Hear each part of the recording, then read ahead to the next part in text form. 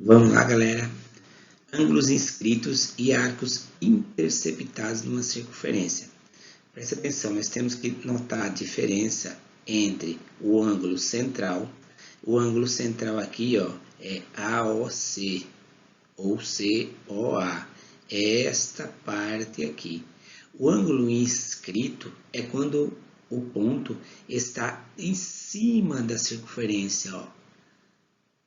Então, aqui, ângulo inscrito é CBA ou ABC. E o arco é o pedaço da circunferência que foi interceptado, ó. Então, nós temos o arco sempre no sentido anti-horário, que é aqui o arco AC, ou seja, a medida angular AC. Tudo bem?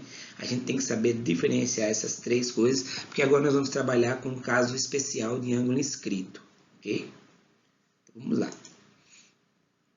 Lembrando sempre que a medida do ângulo central é sempre igual ao dobro do ângulo inscrito, do mesmo arco que eles enxergam. Veja que o ângulo central está enxergando A. E o ângulo inscrito B também está enxergando o arco AC.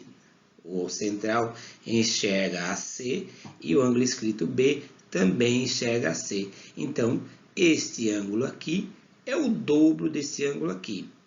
A medida desse ângulo central é sempre igual à medida angular do arco, independente do tamanho da circunferência. Note que a circunferência pode ser pequena. O arco vai ser o mesmo tamanho do ângulo. Por quê? Porque a gente pode aumentar aqui, ó, e o ângulo nunca aumenta. Então, o arco, que é a medida angular, será sempre o mesmo, de acordo com o ângulo central. Tudo bem? Vamos lá, então. Então, vamos lá. Caso particular de um ângulo inscrito.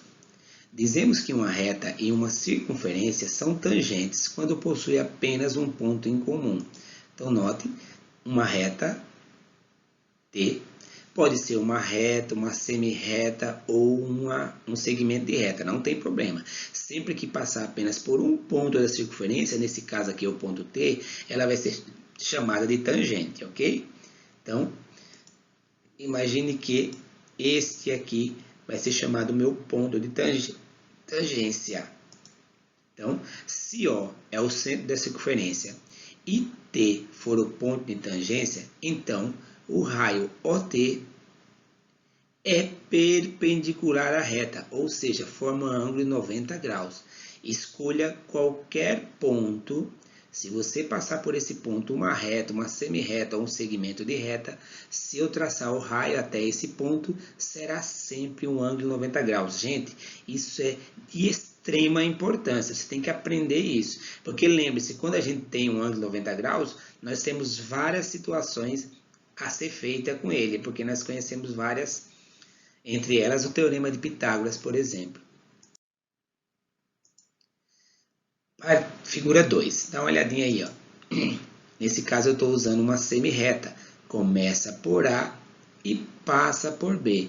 Então a semi-reta B tangente uma circunferência no ponto A. Tracei uma corda AC, veja.